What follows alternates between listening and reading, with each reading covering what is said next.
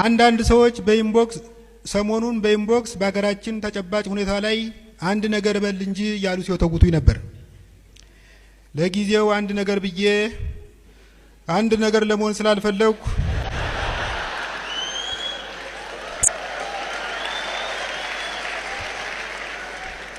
ከጸሐፊነት ወደ አንባቢነት ተሸጋግሬ ቆይቻለሁ።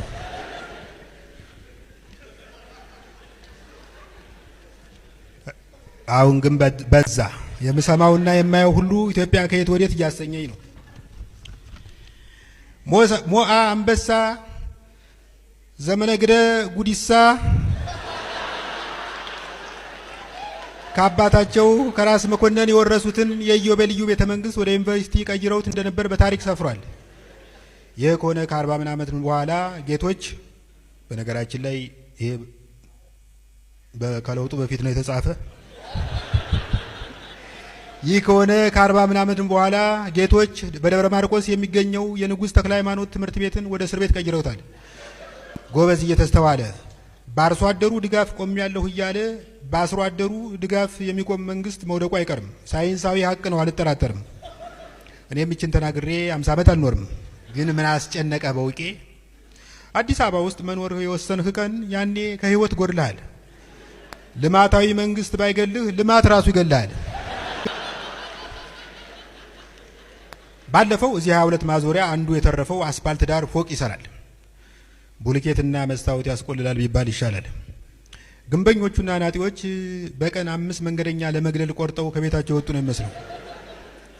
እኔ ስለ ኑሮና ብልሃቱ እያሰብኩ ወክ ሳደርግ ግብዳ ቡልኬት ለጥቂት ስቶኝ ወደቀ። ቡልኬቱን አተኩሬ ሳየው ራሱን የቻለ ግልገል ህንጻ ነው። የወንቃው ጊዮርጊስ ስላተረፈኝ ላመሰግን፣ እግረ መንገዴንም አናጢውን ልሳደብ ሳንጋጥጥ የሲሚንቶ ሊጥ የያዘ ባሊ ቁልቁል ወደ አናቴ ሲመጣ አስተዋልኩት። ኧረ ምን ጉድ ነው እያልኩ እያፈገፈጉ ስሮጥ ባቡር ለትንሽ ስቶኝ አለፈ። ባለፈው አንዱ እንዲህ ባቡሩ ለትንሽ ስቶት ፖሊሶች ያዙትና ስትክለፈለፍ ለአደጋ ተጋልጠ ነበር እያሉ በቆመጥ ወቁት። ሰውየው ከሩምታው ድብደባ ለጥቂት ተርፎ በቃሬዛ ሸክም ወደ አምቡላንስ ሲገባ እንዲህ ሲል ተደምጧል። ባቡሩ እየተመላለሰ ቢገጨኝ እንኳን እንዲህ አልጎዳም።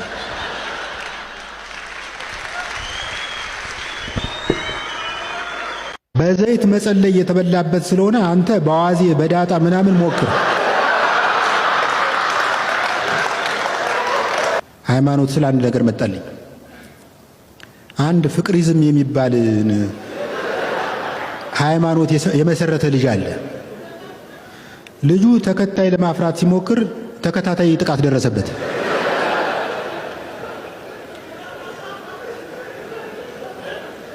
እኔ ለልጁ ማስተላለፍ የምሞክረው ነገር ቢኖር ይሄን ነው። ወንድሜ፣ እዚህ ሀገር አዲስ ሃይማኖት መመስረት ቀርቶ አዲስ ፓርቲ እንኳን መመስረት ከባድ ነው። ዝም ብለህ ተመስርቶ ባለቀ ሃይማኖት ውስጥ ገብተህ ድርሻ ብታነሳ ይሻልሃል።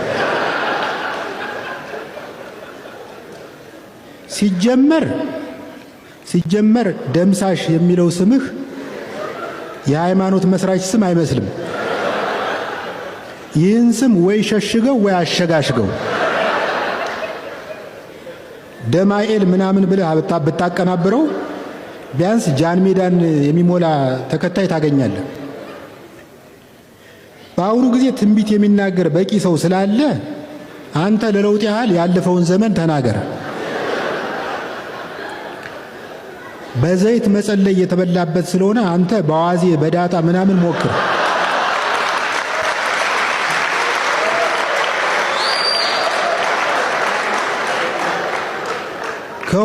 ከሁሉም በላይ የሚለው ምልክትህን ቀይረው። ይህ ምልክት ከፍቅር ጋር አይሄድም። ሽጉጥ ተኩሰህ አፈሙዝ የምታበርድ ነው የሚመስለው። ከሃይማኖት ጨዋታ ሳንወጣ አሁን እስፈራው በከተማ ውስጥ በጣም የታወቁ ጋኔን የሚያስወጡ ሰው እያሉ አንድ ቀን የሆነ ዲፕሬሽን የሚያሰቃየው ወጣት በቤተሰቡ አማካኝነት መጣላቸው። ገና ወደ መድረክ ሲወጣ አባ ውጣ አሉና በመዳፋቸው ግንባሩን ጠረመሱት። አባ ድሮ ወታደር ስለነበሩ የመዳፋቸው ጥንካሬ የአድማ በታይ ዱላ ያስንቃል። አሰነዛዘራቸውን ብታዩት ጋኔኑን ለማስወጣት ሳይሆን ጋኔኑን እዛው ሰውዬ ውስጥ እንዳለ ለመግደል የሚሞክሩ ነው የሚመስሉት። ወጣቱ በመጀመሪያ በትህትና ዱላቸውን ሲቀበል ቆየ። ከጥቂት ጊዜ በኋላ ግን አላስቻለውም፣ መመከት ጀመር።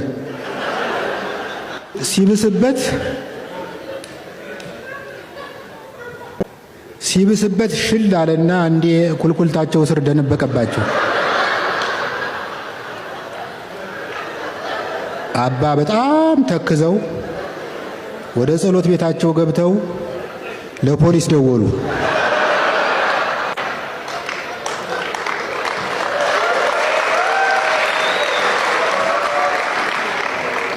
ፖሊሱ ምን ገጠመዎት አባ ይላቸዋል። ላስወጣለት ስሞክር አስገባልኝ።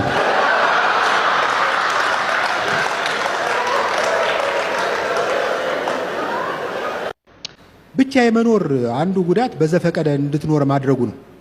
በቀደም ከሌሊቱ 11 ተኩል ከእንቅልፍ የተነሳው አንደኛው ስሜቴ በውቄ ተነስ ወንድሁን ወደ ስፖርት ቤት ሂድ አለኝ። ሌላው ደግሞ በውቄ አርፈህ ቲክቶክ አለኝ። በመጨረሻ ከራሴ ጋር ታግዬ ስፖርት ቤት ሄጄ ቲክቶክ ለማየት ወሰንኩ።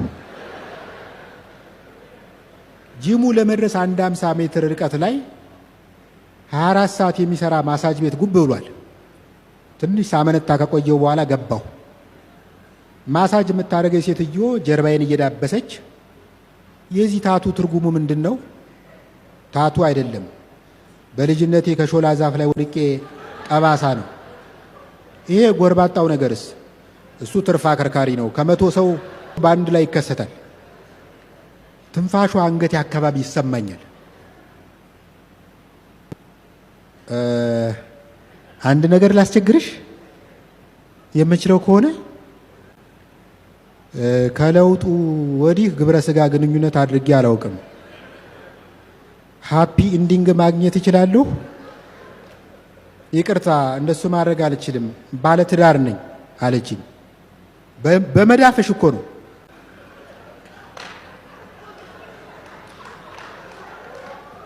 ባሌ ከነ መዳፌ ነው ያገባኝ አለችኝ። ይሄ ከብልግና ጋር የተገናኘ አይደለም አልኳት። የሕክምና እርዳታ እንደሚሰጥ ራስሽን ቁጠሪው። ወይ አለ አይደል የሰው ሕፃን እንደሚያስገሳ ሞግዚት ራስሽን ቁጠሪው። ከስንት ክርክር በኋላ ተረታች። ቀለበቷን አወለቀችና ትንሽዬ ጠረጴዛ ላይ አስቀመጠችው። ከዛ እንደ ብቅል ገለበጠችኝ። በወይራ ዘይት ላድርግልህ? ከተመቸሽ የመኪና ዘይት ራሱ ልትጠቀሚ ትችላለሽ።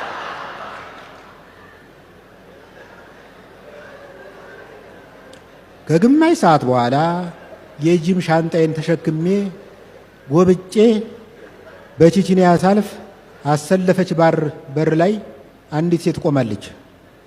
ሃንጎቨር በተጫጫነው ድምፅ አባቱ ናግባ አለችኝ። የተባረከ ይሁን። አሁን መጣሁ። ዛሬ ስሜን ስታሳጥሩ ዝም ካልኳችሁ ነገ ደግሞ እድሜውን ላሳጥር ትላላችሁ። ኢትዮጵያ ውስጥ ስራ እንዲከበር ያደረገው ደርግ ነው። ከዛ በፊት ስራ የተናቀ ተግባር ነበር። የጥንቱ በገና መቺ የጨዋ ልጅ ተዋርዶ እንጨት ስብር አንቆላ ወርዶ ሲያነደው ያድራል ሌሊቱን ቀን የሰበረውን ሲል ጨዋነትና የጉልበት ስራ አብረው እንደማይሄዱ ለማመልከት ነው። ዋይ ዋይ ባላባት እንግዲህ ቀረ ሳይሰሩ መብላት ይሉ ነበር የዩኒቨርሲቲ ፋኖች። ደርግ ስራን አስከበረ። አንዳንዶች እንደውም በአንድ ጊዜ 2 ስራ ደርበው የሚሰሩ ነበሩ። ለምሳሌ አትሌት ምሩጽ ይፍጠር ሩጫ ልምምድ ሲያደርግ እግረ መንገዱን በየቤቱ ፖስታ ያድል ነበር። በደርግ ብር ኖቶች ላይ ያሉትን ምስሎች ተመልከቷቸው። ሰፌድ የምትሰፋ ሴት፣ የሚመራመር ሳይንቲስት፣ ቡና የሚለቅም ገበሬ እየቦዘነ የለም። መንግስቱ ኃይለማርያም እልል ያለ አምባገነን ነበር። በስራ ግን ቀልድ አያውቅም። ከዕለታት አንድ ቀን መንጌ አለማየሁ እሸቴንና ጥላሁን ገሰሰን ወደ ቢሮ አስጠራቸው። አሌክስ አለ መንጌ ከፊት ለፊቱ የቆመውን ጸጉረ ሉጫ ወጣት እየተመለከተ። መንጌ ድምፃዊ አለማየሁን አሌክስ ብሎ የጠራው ለማቆላመጥ ፈልጎ ሳይሆን ሰዓት ለመቆጠብ ነው። የባላባት መንግስት ጊዜን ከማያባክንባቸው መንገዶች አንዱ የተንዛዛ ስም ማውጣት ነው የሚል እምነት ነበረው መንጌ። እናም አብዮቱ የሰጠውን አደራ ተጠቅሞ ስም የማሳጠር ዘመቻ ላይ ሲሰማራ ጊዜ አልፈጀበትም። በዚህ መሰረት አጥናፍ ሰገድ አባተ አጥናፉ አባተ ተብሎ ሲጠራ፣ ኃይለ መስቀል ፊዳ ደግሞ ኃይሌ ፊዳ ተብሎ እንዲጠራ ተወሰነ። መንጌ ከዚህም አልፎ ፍቅረ ስላሴ ወግደረስ የተባለው ዘለግ ያለ ስም ተሸክሽኮ ፍቅሬ ወጉ ተብሎ እንዲጠራ ሐሳብ አቅርቦ ነበር። የስሙ ተሸካሚ ግን ሐሳቡን አምርሮ ተቃወመ። ዛሬ ስሜን ስታሳጥሩ ዝም ካልኳችሁ ነገ ደግሞ እድሜውን ላሳጥር ትላላችሁ ብሎ በድፍረት እንደመለሰ ይነገርለታል። እንግዲህ ወደ ቀደመው ነገራችን እንመለስ። አሌክስ አለ መንጌ ፊት ለፊቱ ወደ ቆመው ጥቁር ህንድ የመሰለ ወጣት እየተመለከተ። አቤት ጓድ መንግስቱ፣ እጅግሩ ተቆርጦ አከላቱ ጎሎ ይኑር አባብዬ እየበላን ቆሎ 44ቱን ታቦት ጠርቶና ለምኖ ብለህ የዘፈንከው ምን አስበህ ነው? አባትህ ካልሰራ ማን የቆላውን ቆሎ ነው የሚበላው? እንደዛ ብዬ ዘፍኛለሁ እንዴ? አለ አሌክስ። መንጌ መልስ በመስጠት ፈንታ ከመቀመጫው ብድግ ብሎ ከፊት ለፊቱ ወደሚገኘው የሳንቃ ጠረጴዛ ተራመደ። በጠረጴዛው ላይ ከፊደል ካስትሮ በስጦታ መልክ የተበረከተለት ፊሊፕስ ቴፕ ሪከርደር ጉብ ብሏል። ማጫወቻውን ተጫነው።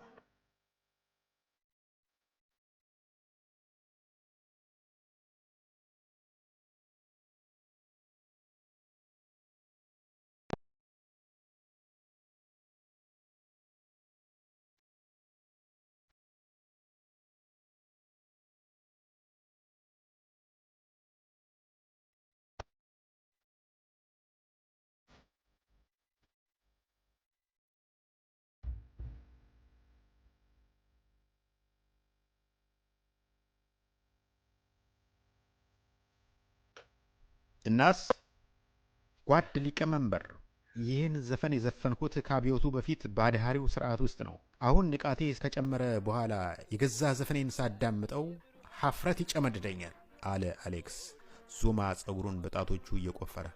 አንድ ጓደኛ አለኝ። እንዴት እንደሆነ ሊገባኝ ባልቻለ ምክንያት በአንድ ጊዜ ከጋሪ ነጅነት ወደ መኪና ነጅነት ተሸጋገረ።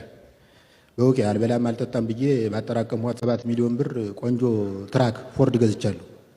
ገና ዛሬ ልፈትሸው ስለሆነ የፍንጥር ምሳ ልጋብዝህ። እሺ አልኩ። መኪና ውስጥ ገብቼ አጠገቡ ተቀመጥኩ። ወደ ምግብ ቤቱ እየሄድን መኪናው የሌለ ይነጥራል። በሆነ ሲኖ ትራክና በዶዘር መሃል ለማለፍ ጥቂት ሜትሮች ሲቀሩት ጓደኛዬ ስልኩ አንስቶ ለሻጩ ደወልለት።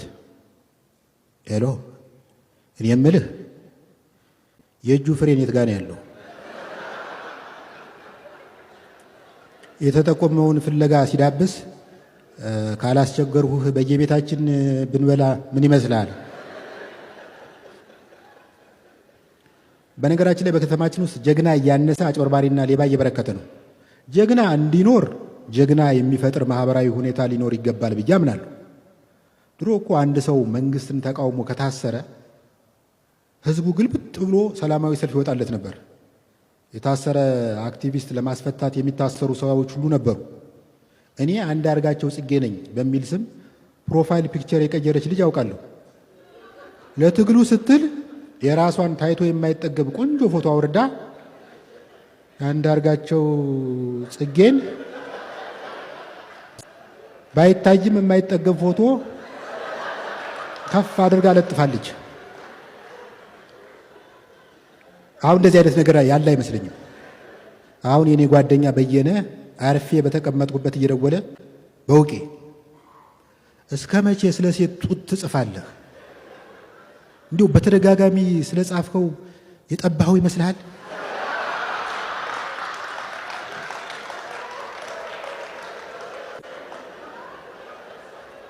መቼ ነው ለነ አጅሬ የብዕርህን ጉልበት የምታሳያቸው?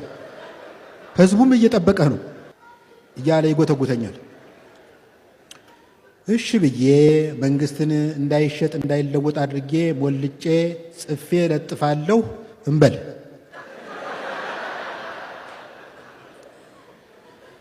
በማግስቱ እናጅሬ ከቀበና ብድግ አድርገው አዋሽ 40 ይመድቡኛል።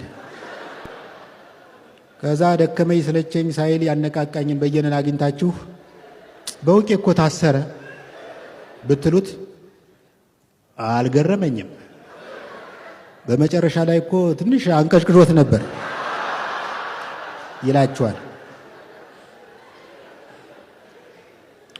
እንዲህ አይነት ሰዎች ባሉበት ዘመን አጭበርባሪዎችና ሌቦች እንጂ ጀግኖች ሊወለዱ አይችልም።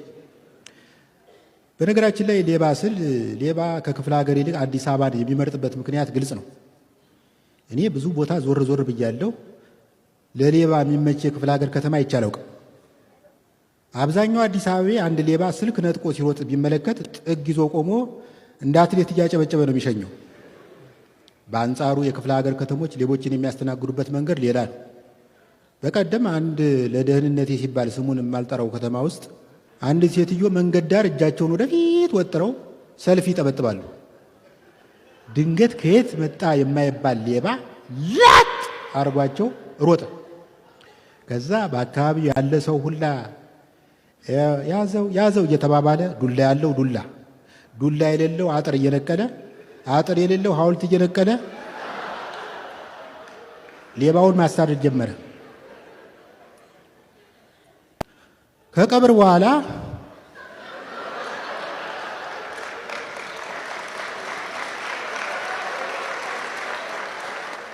በኋላ ሴትዮዋን አግኝቼ ማዘር ሌባው ምን አይነት ሞባይል ነው የነጠቆት ስላቸው፣ ሞባይል አይደለም አነስ ያለች የፊት መስታወት ናት።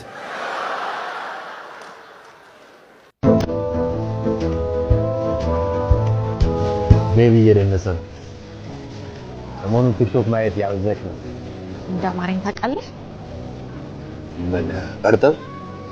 የምን እርጥብ ነው? ያማረሽ ንገሪኝ። ሰማያት ሰማያት ወጥቼ መሬታ መሬት ወርጄ ፍላጎትሽን ለማሟላት ዝግጁ ነኝ። ድብድብ አማረኝ። ምን ችግር አለ ታዲያ? ነገ ጊዮርጊስና ቡና ስለሚጫወቱ ዛይደን እናያለን። አንተ ስትደባደብ ማየት ነው ያማረኝ። እኔ ከማን ጋር?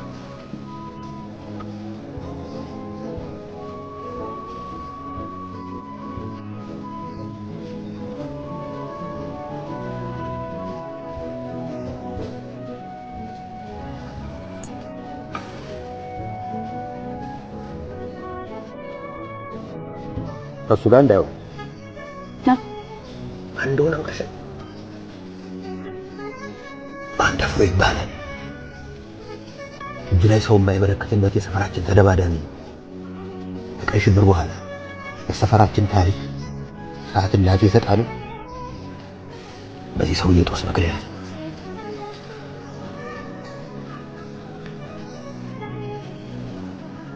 አላውቅም፣ ብቻ ከሱ ጋር ስትደባደብ ማየት አማረኝ። ባጭሩ ልጅን ያላባት ማሳደግ ፈልጋለሁ። ለምን አትይም? መደባደብ አልፈለግም? ይሄን ያህል መደባደብ ካማረሽ ለምን አትሰደብድኝ? ለኔም ቢሆን ቤት ያፈራው ብለሽ ሸርኝ። ካረገዝኩ ጀምሮ እርሜም የሆነ ነገር አማረኝ ብልህ ሰበብ ታበዛለህ አይደል?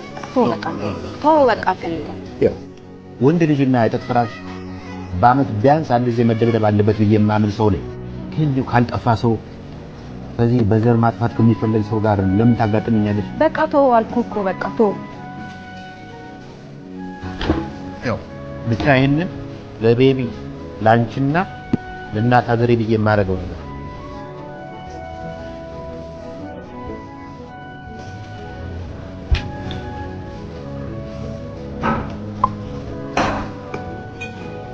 አጅሬ አበላል ለከት ይኑረው። 3 ቀን 3 ሌሊት የጾመ ጅብ እንኳን እንደዚህ አይበላም። በሰላም ነው አባ?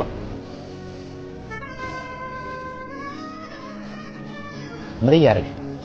አይ ሌላ ጊዜ ከማረኝ እንዳላስቸግርህ ብዬ ነው። በድጋሚ ከማስቸግረሽ በሰላም ነው።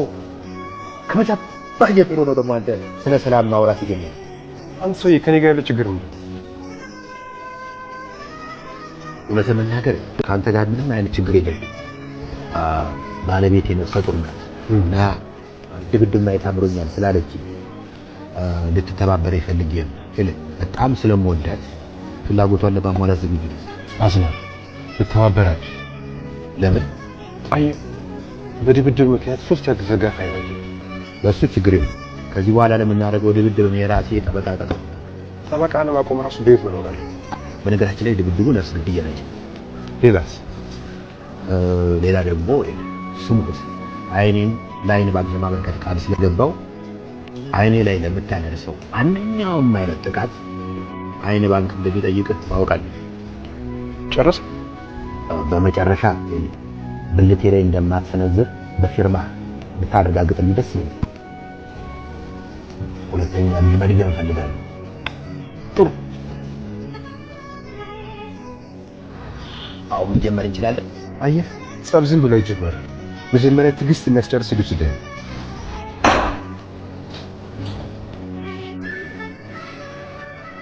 አንተ ሙግድ ፊት ሙግድ ምንድን ነው? ስማ፣ እኔ እዚህ የመጣሁት ለመደባደብ ነው እንጂ አንተን አማርኛ ለማስተማር አይደለም። ደደብ። በጣም እሺ፣ ማመሰግነው። በጣም ነው ማመሰግነው። ሽግሬ የኔ ፍቅር ወይ እንዴት አምሮኝ እንደነበረ ልነግርህ አልችልም። አምሮቴን ነው ጣል። በጣም ነው ማመሰግነው። እንዴ ወይኔ ምንድን ነው? ወይኔ በእናትህ ሬክ የሚለውን አልተጫንኩትም። ወይኔ ትሽ ምን ይሻላል? ለምን ይሻላል? አንዴ ትደግሙልኝ። አንድ የተረዳሁት ነገር ሟርት የሚባለው ነገር መቅረቱን ነው። ድሮ አንድ ሰው በተደጋጋሚ ይሞታል ተብሎ ከተነገረበት በትክክል ይሞታል። ለምሳሌ ድሮ አጼ ዮሐንስ የጎጃምን ሕዝብ በድለው ወደ መተማ ሲሄዱ አንዲት አልቃሽ እንግዲህ ንጉሱ ደና ቢመለሱ ምንኛ ጎልድፏል ጎጃሜ መላሱ ብላ ገጠመች። ይህ በተገጠመ ከጥቂት ጊዜ በኋላ አጼ ዮሐንስ ተሰዉ። ይመስለኝ በዚህ ዘመን ሟርት የአገልግሎት ዘመኑን ጨርሷል፣ ወይም ትውልዱ ምላሱ ጎልድፏል። ያውን ደብረ ጽዮን የሚባለው ሰውዬ ስንቴ ነው ደከመኝ ሰለቸኝ ሳይል የሞተ? እኔ እንዲያውም ደብረ ጽዮንን ሳስብ ትዝ የሚለኝ አንድ እዚህ አዲስ አበባ የሚኖር ፈረንጅ ተዋናይ አለ። በአንድ የአበሻ ፊልም ውስጥ የፈረንጅ ገጸ ባህሪ ከተመለከታችሁ ተዋናዩ የፈረደበት ብርቅዬ ፈረንጅ መሆን አለበት። እና ይሄ ፈረንጅ የአድዋ ጦርነትን በሚያሳየው የቴዲ አፍሮ ሙዚቃ ውስጥ የተለያዩ ጣሊያን ወታደሮችን ወክሎ ፖዚሽን እየቀያየረ 5 ጊዜ በላይ ተገድሏል።